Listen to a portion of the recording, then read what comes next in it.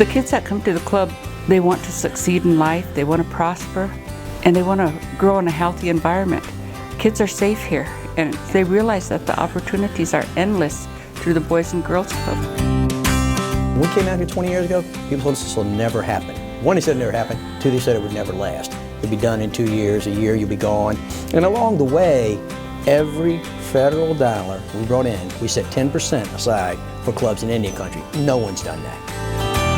I kind of stumbled onto it because I was kind of a tough case. What I found at the club, that I was very naive and mean-spirited and had a tremendous amount to learn about life. They put me in leadership roles, empowerment roles, so I had to be responsible. And so kids would look up to me and look to me and want to hang out with me, so I had to be a better person. That whole scenario really adds up into young people being leaders amongst themselves. And that's what they empowered me to do. These teachers and coaches probably saved my life. Chick has taught me a lot over the last 20 years, and she's also talked about the importance of saying thank you. So what I want to do today, I want to say thanks. Rick Goins from Tupperware, who was with Boys and Girls Clubs of America. He sent Tupperware out here, he visited here, it changed his life forever. Ron Gidwitz is going to be the new chair of Boys and Girls Clubs of America and is committed to doing more in Indian country. Cal Ripken Senior Foundation, Steve Salem, who's not with us but did a lot to help get this building built. Mark Piccirilli from First Pick.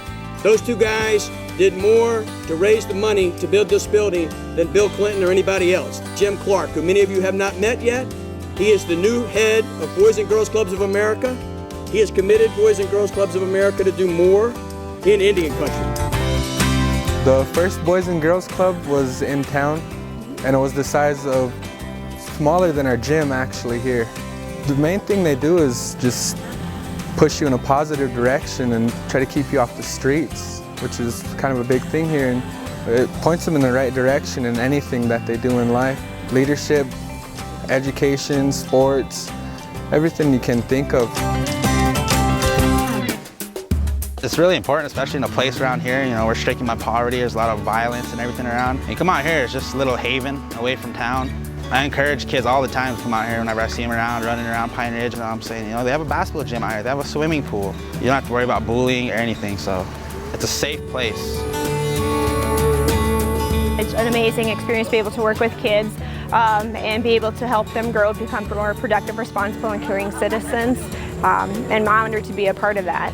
Being able to have a club open for 20 years is remarkable.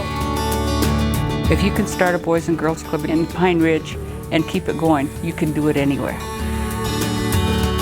At the club, they have after-school programs, and they have mentors and tutors, and they'll help you with your schoolwork. And we help a lot of kids who don't have a lot, and like some of them would come without shoes, and it's just really sad to see that, and it's really humbled me and opened my eyes to what's really out there.